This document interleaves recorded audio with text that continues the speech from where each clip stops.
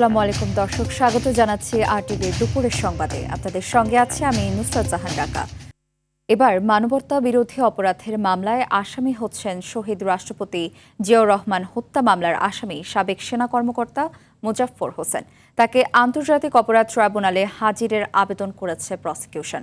এছাড়া জুলাই আন্দোলনে যাত্রাবাড়িতে পুলিশ কর্মকর্তার ছেলে তাইম হত্যা মামলায় ডিএমপির সাবেক কমিশনার হাবিবুর রহমান, যাত্রাবাড়ি থানার সাবেক ওসি আবুল হাসান সহ ১১ আসামির বিরুদ্ধে সাক্ষ্য গ্রহণ চলছে। আন্তর্জাতিক অপরাধ ট্রাইব্যুনাল ২ এই মামলায় তদন্ত কর্মকর্তাকে জেরা করছেন আসামি পক্ষের আইনজীবীরা।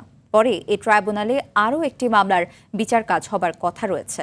অন্যদিকে ২০১৬ সালে কল্যাণপুরে জঙ্গি নাটক সাজিয়ে ৯ তরুণকে হত্যা মামলায় শেখ হাসিনা, সাবেক আইজিপি শহীদুল হক এবং ডিএমপির সাবেক কমিশনার আসাদুজ্জামান মিয়া সহ ৮ জনের বিরুদ্ধে তদন্ত প্রতিবেদন দাখিলে ২ সপ্তাহ সময় বাড়িয়ে দিয়েছে ট্রাইব্যুনাল ১। এছাড়াও এই ট্রাইব্যুনালে আরও ২টি মামলার বিচার কাজ হয়।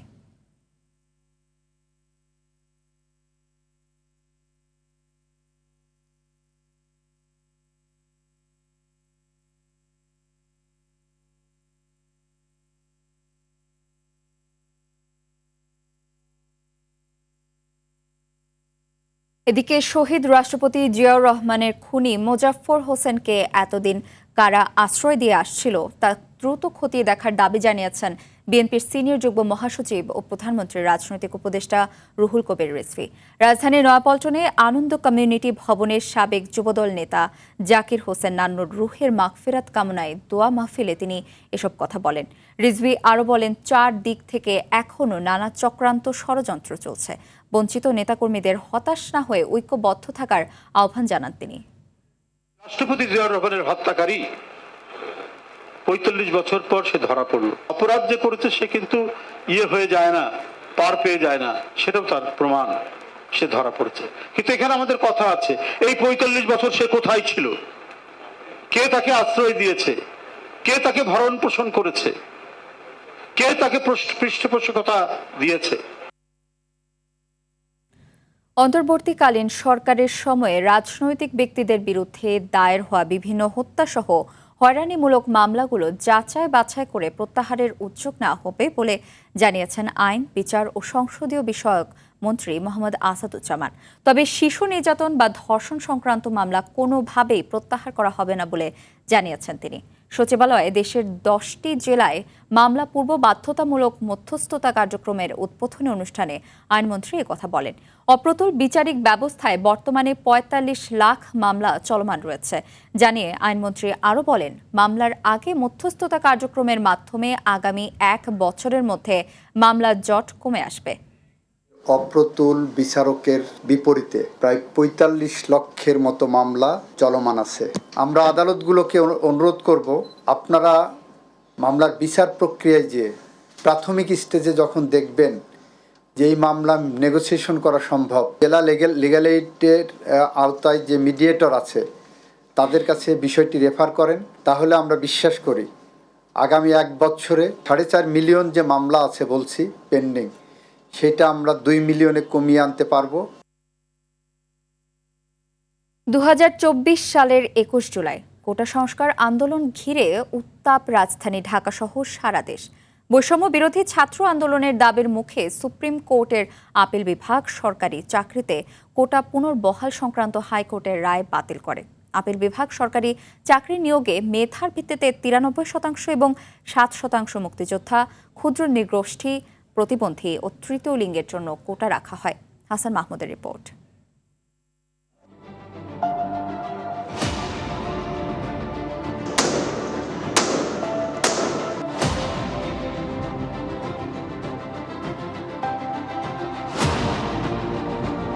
চলছে কারফিউ। চতুর্থ দিনের মতো ২৪-এর ২১ জুলাইও সারা দেশ ছিল ইন্টারনেটবিহীন। এর মধ্যেই ঢাকাসহ দেশের বিভিন্ন স্থানে আন্দোলনকারীদের সঙ্গে আইনশৃঙ্খলা বাহিনী ও আওয়ামী লীগের নেতাকর্মীদের সংঘর্ষের ঘটনা ঘটে।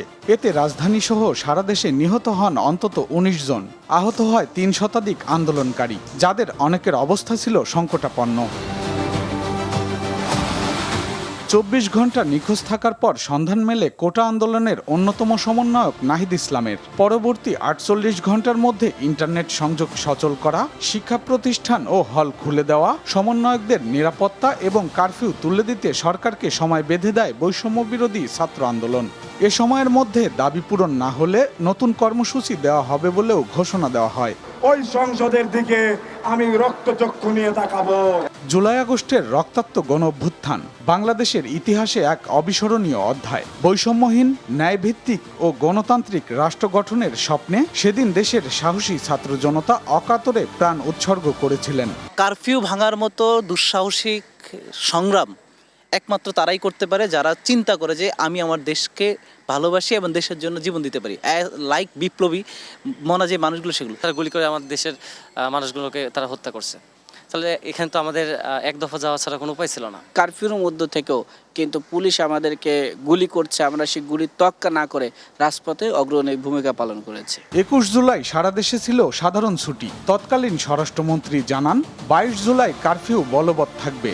পাশাপাশি চলমান পরিস্থিতি নিয়ন্ত্রণে আন্দোলনকারীদের দেখামাত্র গুলির নির্দেশ দেয় স্বরাষ্ট্র মন্ত্রণালয়। আগামীকাল 3টা পর্যন্ত কারফিউ বলবৎ থাকবে। 21 জুলাই সন্ধ্যার পর থেকে ঢাকা মেডিকেল কলেজ হাসপাতালে গণমাধ্যমকে নিহতের তথ্য দেওয়া বন্ধ করে দেওয়া হয়। সেদিন রাতে দেশের সার্বিক নিরাপত্তার বিষয়ে সামরিক বেসামরিক শীর্ষ কর্মকর্তাদের সঙ্গে বৈঠক করে প্রয়োজনীয় দিক নির্দেশনা দেন তৎকালীন প্রধানমন্ত্রী শেখ হাসিনা। হাসান মাহমুদ, RTV, ঢাকা।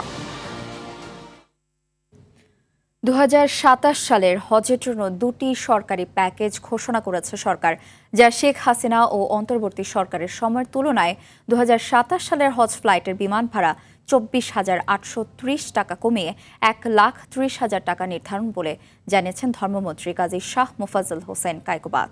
সকালে সচিবালয়ে হজ প্যাকেজ ঘোষণা সংক্রান্ত ব্রিফিংয়ে মন্ত্রী বলেন, প্যাকেজের জন্য খরচ নির্ধারণ 6,15,263 টাকা এবং প্যাকেজ 2 এর খরচ 5,05,648 টাকা। সেই সঙ্গে বেসরকারি সাধারণ হজ প্যাকেজের খরচ নির্ধারণ করা হয়েছে 5,13,648 টাকা। মন্ত্রী বলেন, 2027 সালের হজে সৌদি আরব 3টি সার্ভিস প্যাকেজ চালু করছে, তবে আগের ডি প্যাকেজটি এবার আর থাকছে না। সরকার প্রধান তারেক রহমান আল্লাহর মেহমানদের সর্বোচ্চ সেবাদানের নির্দেশনা দিয়েছেন বলেও জানান ধর্মমন্ত্রী। যাতায়াত, ক্যাটারিং, তাবু ও সার্ভিস প্যাকেজকে একটি সম্মিলিত প্যাকেজের মধ্যে আনার ঘোষণা দিয়েছেন। 2026 সালে মিনা আরাফা, ABC ও ডি মোট 4টি সার্ভিস প্যাকেজ ছিল, কিন্তু 2027 সালে হজের সার্ভিস প্যাকেজ হবে 3টি।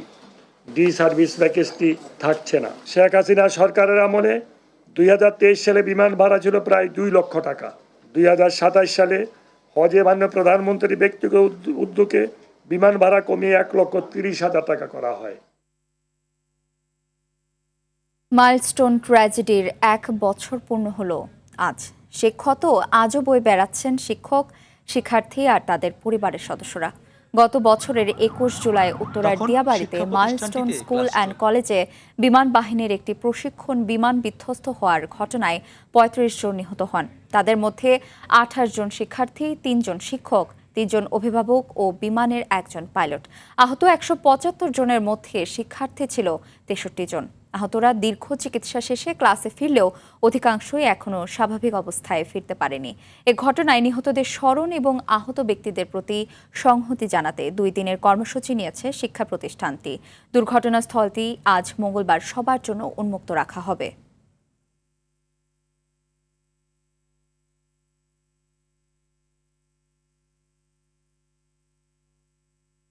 মানবতার সেবায় এগিয়ে আসতে ভয় ভীতিকে জয় করতে হয় বলে জানিয়েছেন জিয়া ফাউন্ডেশনের vice president doctor Zubaida Rahman.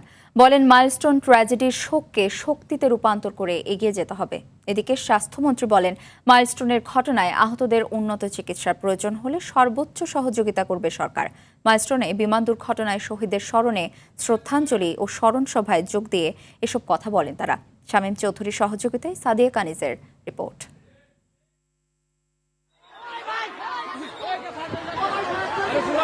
কিছু ঘটনা মনে ক্ষত সৃষ্টি করে, হৃদয়ে ঘটায় রক্তক্ষরণ। তেমনি ২০২৫ সালের ২১ জুলাই মাইলস্টোন স্কুল অ্যান্ড কলেজের মর্মান্তিক বিমান দুর্ঘটনা। ভয়াবহ সেই দুর্ঘটনায় প্রাণ হারান ২৬ শিশুসহ ৩৬ জন। সেদিনের সেই দুর্ঘটনায় শহীদদের স্মরণে মঙ্গলবার শ্রদ্ধাঞ্জলি ও স্মরণ সভার আয়োজন করে national institute of burn and plastic surgery. সেখানে সেই ভয়াবহ ঘটনার কালো স্মৃতি তুলে ধরেন আগুনে পোড়া দগ্ধ চিহ্ন নিয়ে সুস্থ হয়ে বাড়ি ফেরারা। ঘটনার সুষ্ঠু তদন্তের দাবি জানান তারা। অনুষ্ঠানে এ ঘটনায় শোক প্রকাশ করে যে কোনো বিপদে বাংলাদেশের পাশে থাকার কথা বলেন ঢাকায় নিযুক্ত সিঙ্গাপুর, যুক্তরাজ্য, ভারত ও চায়নার রাষ্ট্রদূত। Today we gather here to honor the memory of those who lost their life and to offer comfort and support to those who continue to live. আহতদের সর্বোচ্চ চিকিৎসা সহযোগিতার আশ্বাস দেন স্বাস্থ্যমন্ত্রী। আমরা চেষ্টা করব আপনাদের সাথে আরো দিন পাশে থাকতে। যারা এখনো ফলো আপে আছে, আমাদের ডাক্তাররা নিষ্ঠার সাথে বার্ন ইউনিটে কাজ করে যাচ্ছেন। এরপরেও যদি আরো কিছু উন্নততর চিকিৎসার প্রয়োজন হয়, আমাদের সরকার, আমরা পিছিয়ে থাকবো না। বক্তব্যের শুরুতেই বিমান দুর্ঘটনায় শহীদদের শ্রদ্ধায় স্মরণ করেন ডাক্তার জোবাইদা রহমান। বলেন, মাইলস্টোন ট্র্যাজেডিতে সকলের সহযোগিতার হাত বাড়িয়ে দেয়া অনুপ্রেরণার উদাহরণ হয়ে থাকবে। ভয়াবহ অভিজ্ঞতার পরও আপনারা যেভাবে সাহস ও সংকল্প নিয়ে ভবিষ্যতের দিকে এগিয়ে যাচ্ছেন, জাতি কোনোদিন ভুলবে না। এই কষ্টের পরে যে দৃঢ়তা সকলে দেখিয়েছেন, সেই জন্য তাদের জানাই ধন্যবাদ। পরে মাইলস্টোনের ঘটনায় আহত ও শহীদ পরিবারের সদস্যদের সঙ্গে কথা বলেন ডাক্তার জোবাইদা। খোঁজ নেন তাদের স্বাস্থ্যের। Doctor Zubaida Rahman, vice president executive. Sadia Kaniz, RTV, Dhaka. টাঙ্গাইলের গোপালপুরে ভেঙে গেছে ঢাকা তারাকান্দি আঞ্চলিক মহাসড়কের অর্ধেক অংশ। বন্ধ হয়ে গেছে সড়ক দিয়ে সব ধরনের যান চলাচল। হুমকিতে রয়েছে ঘরবাড়ি সহ বহু স্থাপনা। যমুনা নদীর ভাঙন আতঙ্কে দিন কাটাচ্ছে শাখারিয়া নলিন এলাকার মানুষ। ধসে পড়েছে নেত্রকোনার কলমাকান্দার গজারমানি সরকারি প্রাথমিক বিদ্যালয়ের ভবনের বড় একটি অংশ। বন্যার পানি বাড়তে শুরু করেছে জেলার অন্যান্য এলাকায়। বৃষ্টিপাত না হওয়ায় সুনামগঞ্জের সকল নদীর পানি কিছুটা হ্রাস পেলেও বাড়তে শুরু করেছে কুড়িগ্রামের সব কয়টি নদ নদীর পানি। পানি প্রবেশ করে জলাবদ্ধতার সৃষ্টি হয়েছে জেলার নিম্নাঞ্চল ও চরাঞ্চলগুলোতে।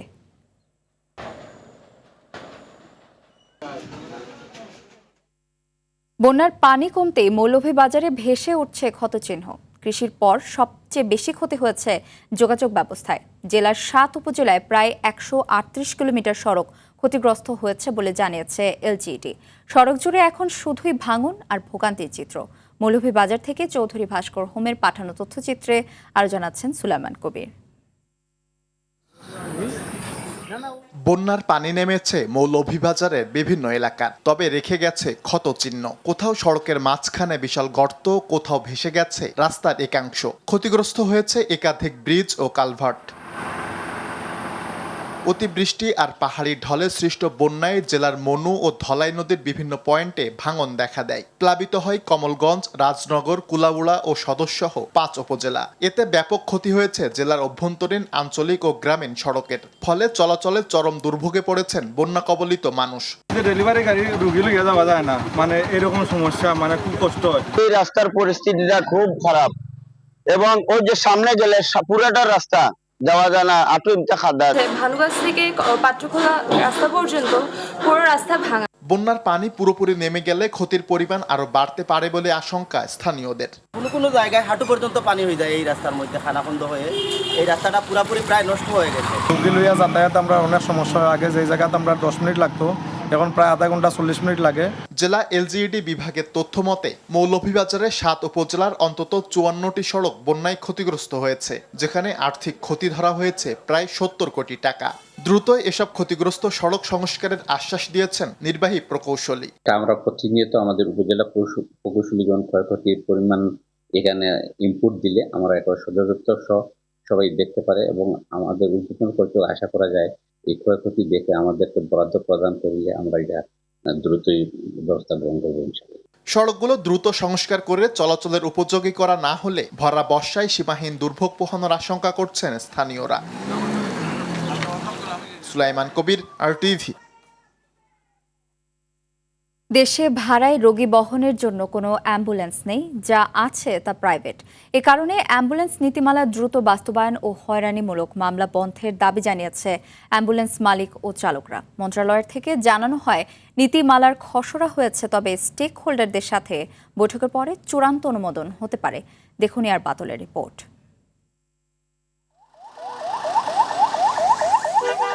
রোগী নিয়ে ছুটলেও দেশে বাস্তবে ভাড়ায় রোগী বহনের জন্য কোনো অ্যাম্বুলেন্স নেই। যা আছে তা হলো প্রাইভেট অ্যাম্বুলেন্স, অর্থাৎ সরকার অ্যাম্বুলেন্সের নামে মাইক্রোবাসের রেজিস্ট্রেশন দিয়েছেন ঠিকই, কিন্তু সেখানেই লিখে দিয়েছেন অ্যাম্বুলেন্সগুলো ভাড়ায় চলতে পারবে না। ভাড়ায় চালিত এর জায়গায় লেখা আছে নো। এ কারণেই দেশে ভাড়ায় রোগী বহনের জন্য কোনো অ্যাম্বুলেন্স নেই। অ্যাম্বুলেন্সের কাগজপত্র হালনাগাদ সংক্রান্ত নীতিমালা চূড়ান্ত না হওয়া পর্যন্ত মামলা দায়ের স্থগিত রাখতে বলা হয় পুলিশ মহাপরিদর্শককে।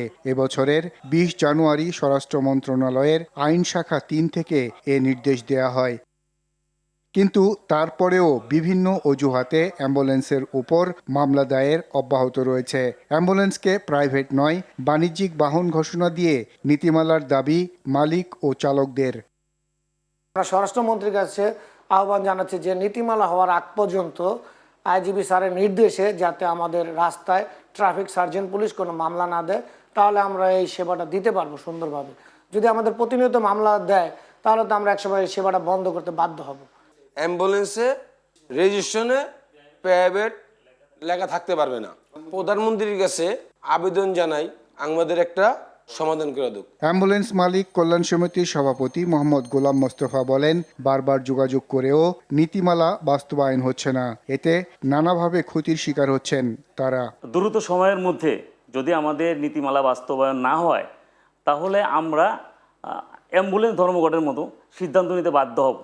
তাই সরকারের কাছে এবং কর্তৃপক্ষের কাছে আমাদের দাবি, দ্রুত সময়ের মধ্যে আমাদের নীতিমালা বাস্তবায়ন করে দেওয়া হোক, যাতে আমরা এই সার্ভিসটিকে সচল রাখতে পারি। 4 জনের হাত থেকে আমরা রেহাই পাই, মামলার হাত থেকে আমরা রেহাই পাই। বিষয়টি নিয়ে সড়ক পরিবহন ও সেতুমন্ত্রী শেখ রবিউল আলমের বক্তব্য জানতে যোগাযোগ করা হলেও তাকে পাওয়া যায়নি। তবে সংশ্লিষ্ট শাখা থেকে জানানো হয়, নীতিমালার খসড়া হয়েছে। সংশ্লিষ্টদের সাথে বৈঠকের পর নীতিমালা চূড়ান্ত হবে। তবে অ্যাম্বুলেন্সকে বাণিজ্যিক বাহন ঘোষণা দিয়ে দ্রুত নীতিমালাটি বাস্তবায়ন হবে, এমন প্রত্যাশা মালিক চালক সবার। আর বাদল, RTV, ঢাকা। প্রতি ঘনমিটার গ্যাস বিক্রয়ে 13 টাকা কমিশনের দাবি জানিয়েছে CNG filling station owners association. নইলে 30 জুলাই একদিন ফিলিং স্টেশন বন্ধ রাখার হুঁশিয়ারি দিলেন অ্যাসোসিয়েশন নেতারা। ঢাকায় সিএনজি অ্যাসোসিয়েশন কার্যালয়ে সংবাদ সম্মেলনে তারা আরও বলেন, দাবি আদায় না হলে 23 আগস্ট থেকে সকল ফিলিং স্টেশন লাগাতার বন্ধ রাখা হবে। বিগত 11 বছরে কোনো কমিশন না বাড়ালেও 8 বার বিদ্যুতের দাম বেড়েছে। তাই প্রতি ঘনমিটারে 13 টাকা 96 পয়সা কমিশনের দাবি জানিয়েছেন সিএনজি পাম্প স্টেশন মালিকরা। গ্যাসের কম প্রেসারের কারণেও লোকসান বেড়ে যাচ্ছে বলে জানান তারা। অতীতে বিএনপি সরকারের হাত ধরেই পরিবেশ বান্ধব সিএনজি শুরু হয়েছে বলেও মন্তব্য করেন ব্যবসায়ীরা। দেশে বিদেশে কর্মসংস্থানের সুযোগ সম্প্রসারণে বিদেশে অধিক সংখ্যক জনশক্তি পাঠানোর উদ্যোগ জোরদার করেছে সরকার। দেশের বিভিন্ন অঞ্চলে টেকনিক্যাল ট্রেনিং সেন্টারের কার্যক্রম আরও শক্তিশালী করা হচ্ছে। পাশাপাশি কারিগরি শিক্ষার পাঠ্যক্রমে বহু ভাষা শিক্ষা, আধুনিক প্রযুক্তিগত দক্ষতা এবং আন্তর্জাতিক শ্রমবাজারের চাহিদা অনুযায়ী প্রশিক্ষণ অন্তর্ভুক্ত করা হয়েছে। বিশেষজ্ঞদের মতে এই উদ্যোগ বাস্তবায়িত হলে বৈদেশিক কর্মসংস্থান বাড়বে, রেমিটেন্স প্রবাহ আরও শক্তিশালী হবে এবং দেশের অর্থনৈতিক উন্নয়নে ইতিবাচক ভূমিকা রাখবে। ভারতের নয়াদিল্লিতে সোমবার পুলিশি লাঠিচার্জের পরেও পিছু হটেনি ককরোচ জনতা পার্টির আন্দোলন। এ সময় সিজেপি সমর্থকদের ছোড়া ইট পাটকেলে আহত হয়েছেন কমপক্ষে 118 জনেরও বেশি পুলিশ। বিশৃঙ্খলা সৃষ্টি, সহিংসতা আচরণ এবং সহকারী যানবাহন ও সম্পত্তির ক্ষয়ক্ষতির সাধনের অভিযোগে ঘটনাস্থল থেকে অন্তত 70 জন বিক্ষোভকারীকে গ্রেফতার করেছে পুলিশ। বন্ধ রয়েছে দিল্লির ইন্টারনেট সেবা। আন্দোলনের প্রতিষ্ঠাতা অভিজিৎ দীপকে আহতদের প্রতি সমবেদনা জানান। অভিযোগ করেন আন্দোলন দমাতে অতিরিক্ত বল প্রয়োগ হচ্ছে। এদিকে আন্দোলনের মুখপাত্র জানান 24তম দিনের মতো আমরণ অনশন চালিয়ে যাচ্ছেন সমাজকর্মী সোনম ওয়াংচুক।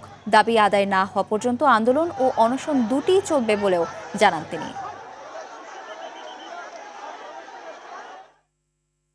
আফগানিস্তানের পূর্বাঞ্চলে প্রবল বৃষ্টিতে সৃষ্ট আকস্মিক বন্যায় অন্তত 20 জন নিহত হয়েছেন।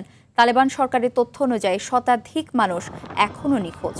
সবচেয়ে বেশি ক্ষতিগ্রস্ত হয়েছে নুরিস্তান প্রদেশের রাজধানী কারণ। নিখোঁজদের মধ্যে শহরের মেয়রও রয়েছেন। আহত হয়েছেন 80 জনের বেশি।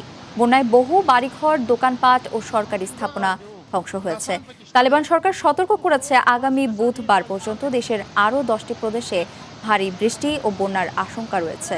জলবায়ু পরিবর্তনের ঝুঁকিতে থাকা আফগানিস্তানে চলতি বছর এটি দ্বিতীয় বড় বন্যা। উদ্ধার কাজ অব্যাহত রয়েছে।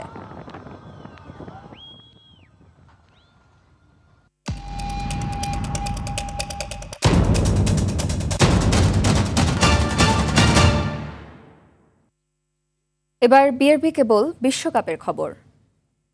দীর্ঘ 16 বছরের প্রতীক্ষার অবসান।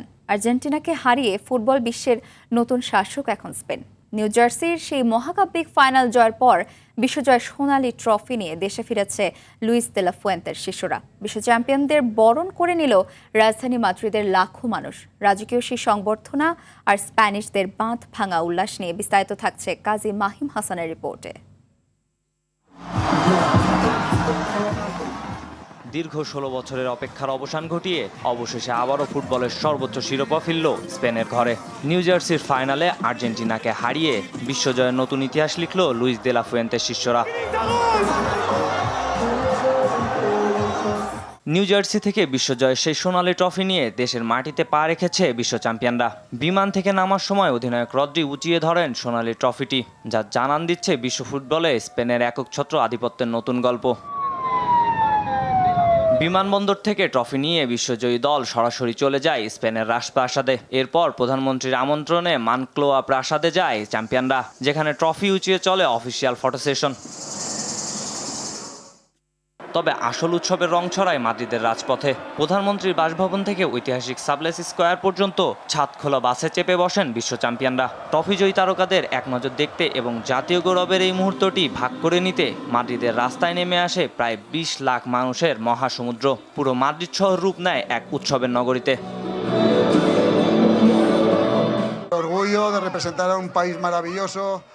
আমাদের সমর্থন করার জন্য স্পেনকে ধন্যবাদ। আমরা ভাগ্যবান যে আমাদের অসাধারণ কিছু প্লেয়ার আছে যারা বিশ্বের সেরা ফুটবলার। আমার জন্য তাদের পরিচালনা করা একটি পরম সম্মানের বিষয়। আমরা একসাথে আরো শক্তিশালী, এটা ভুলবেন না। লাখো ভক্তের ভালোবাসা, রাজকীয় বরণ আর এই ঐতিহাসিক বিজয়ে স্প্যানিশ ফুটবলে এক সোনালী যুগের সূচনা করলো, যা আগামী প্রজন্মকে আরো বড় স্বপ্ন দেখার প্রেরণা যোগাবে। কাজী মাহিম হাসান, RTV। বিশ্বকাপ ফাইনালে স্পেনের কাছে হারের পর দেশে ফিরেছে আর্জেন্টিনা দল। শিরোপা জিততে না পারলেও সমর্থকদের ভালোবাসায় কোনো কমতি নেই। মেসিকে ছাড়া দেশে ফেরা আর্জেন্টিনা দলকে কিভাবে বরণ করে নিলেন সমর্থকরা, তা জানাচ্ছেন আতিকুল ইসলাম শাকিল। বিশ্বকাপের ফাইনালে হারের কষ্ট নিয়েই দেশে ফিরেছে আর্জেন্টিনা দল। তবে পরাজয়ের পরও সমর্থকদের ভালোবাসায় কমতি নেই একটুও। বুয়েনোস আয়ার্সের কাছে দলের ট্রেনিং ক্যাম্পে পৌঁছাতেই ছাদ খোলা বাসে খেলোয়াড়দের স্বাগত জানান হাজারো সমর্থক। ঠান্ডা আর বৃষ্টি উপেক্ষা করে রাস্তায় জড়ো হন তারা। গান, স্লোগান আর উচ্ছ্বাসে মুখর হয়ে ওঠে পুরো এলাকা। স্পেনের কাছে 1-0 গোলে হেরে বিশ্বকাপ শিরোপা হাতছাড়া করেছে আর্জেন্টিনা। কিন্তু টানা দ্বিতীয়বার বিশ্বকাপ ফাইনালে ওঠা দলটির প্রতি কৃতজ্ঞতা জানাতে ভোলেনি সমর্থকরা। তবে এই প্রত্যাবর্তনে ছিলেন না দলের সবচেয়ে বড় তারকা লিওনেল মেসি, রদ্রিগো ডি পল সহ কয়েকজন বড় তারকা। সমর্থকদের ভালোবাসায় স্পষ্ট, শিরোপা না পেলেও আর্জেন্টিনা হারেনি তাদের হৃদয়ে। বিশ্বকাপের হতাশা পেছনে ফেলে সমর্থকদের কণ্ঠে তাদের দলের প্রতি কেবলই ভালোবাসার বার্তা। আতিকুল ইসলাম শাকিল, RTV।